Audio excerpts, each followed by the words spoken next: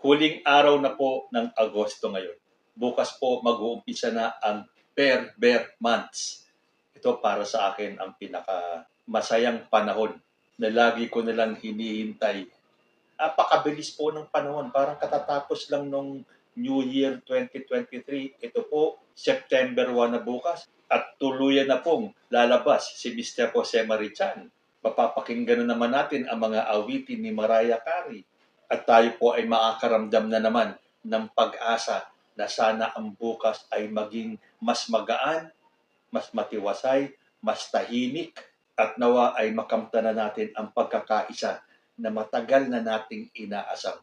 Kahit naman po sinong presidente ang maupo, ang kanila pong unang hangarin ay magkaisa ang bawat isa sa atin. Although yan po ay parang napakahirap makamtan ang totally magkaisa ang Pilipino. Nakakainggit po ang ibang Asian countries dahil doon makikita mo ang kanilang pagkakaisa. Kaya naman ang bansa nila ay tuloy-tuloy na umuunlad.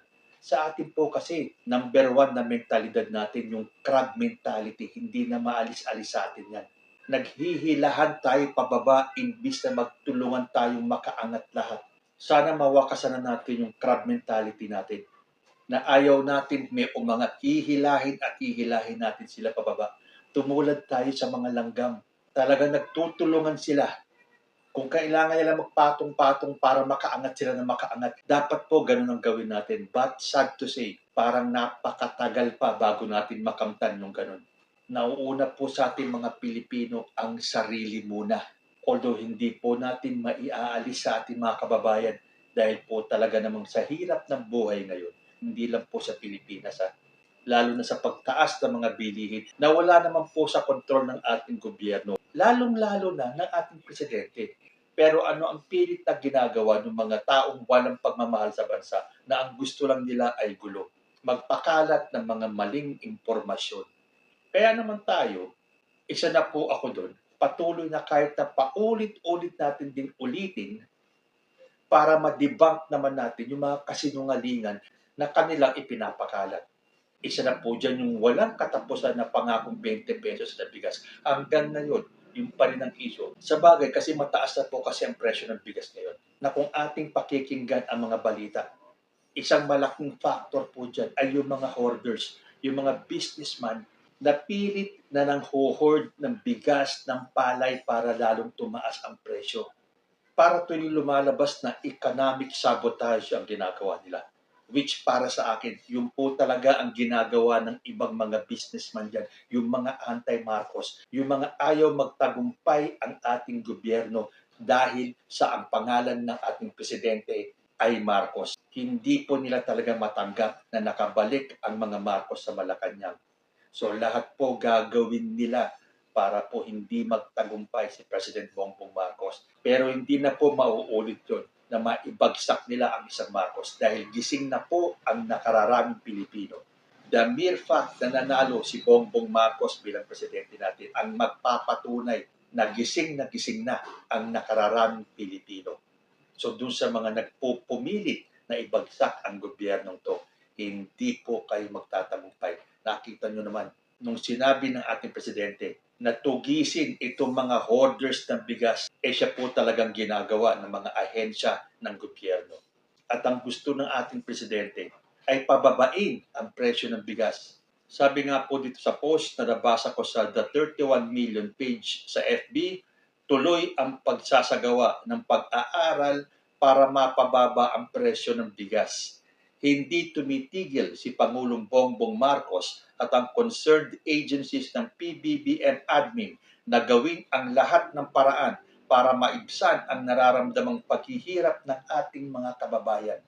Pinag-aaralan na rin ang posibilidad na pag-donate ng mga nakumpiskang sako-sakong bigas para makatulong din sa ating mga kababayan. At utos pa rin po ni Pangulong Bongbong Marcos na huwag tumigil ang Bureau of Customs sa pagtugis sa mga smugglers, hoarders, at price manipulators na nagpapahirap sa mga Pilipino. Kaya nga po ang utos ni PBBM, pababain ang presyo ng bigas, i-donate ang mga sako-sakong bigas. Iniutos ng Pangulo na pag-aralan kung paano gagawing abot kaya ang presyo ng bigas at ang posibilidad na i-donate ang mga nakumpiskang bigas sa DSWD. Then natatandaan niyo yung mga warehouses na na-inspeksyon ng Bureau of Customs na nakita yung libo-libong sako ng bigas na naka-imbak lang. Yung iba inabot na ng 3 buwan sa pagkaka-imbak. Ngayon, meron na naman pong natuklasan na isang warehouse na pinaghihinalaang nagho-hoarding ng palay at bigas. Sabi po dito sa balita ng Presidential Communications Office, in furtherance to the marching order of President Ferdinand Bongbong Marcos Jr. to intensify operations against rice smuggling, the Bureau of Customs on Wednesday, August 30, found an estimated 519 million peso worth of rice grains and palay in several warehouses in Bulacan Province. Upon thorough inspection of 4 warehouses located in Wacas, Bocaue, and San Juan, Balagtas, both in Bulacan Province, the BOC inspection team found 154,000 sacks of imported rice grains and 60,000 sacks of palay. The 154,000 sacks of imported rice grains came from Vietnam and Pakistan and have an estimated value of 431 million pesos, while the 60,000 sacks of palay are valued at 88 million pesos. Commissioner Bienvenido Y. Rubio stressed that yesterday we had a sectoral meeting with the President who gave a clear directive about how we can help stop the rising cost of rice in the market.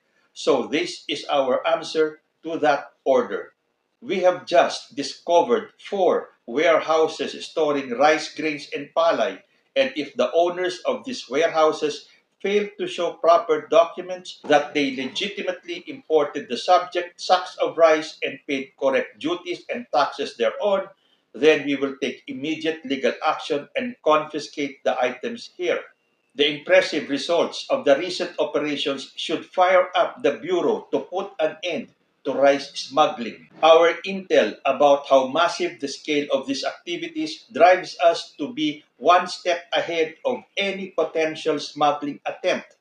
And so, while we commend the people behind every operation, we must enjoin them to build up on the past successes and work on bringing these smugglers to justice. Currently, the warehouses were temporarily padlocked and sealed as inventory of the imported goods stored thereat is being conducted by the assigned customs examiners and witnessed by agents from CIIS, PCG, and the warehouse representatives. So ayan po, hindi po tumitigil ang ating gobyerno para tugisin itong mga rice hoarders na to. At alam po natin, pasasaan ba magtatagumpay ang ating presidente at ang mga ahensya ng gobyerno sa pagtugis dito sa mga gusto lang kumamkam ng salapi at mahirapan ang taong bayan at galitin ang Pilipino para isisi kay President Bongbong Marcos. So doon po sa mga nagpapakalat ng mga maling impormasyon, hindi nyo na po mauuto, hindi nyo na po mapapaniwala ang nakararaming Pilipino.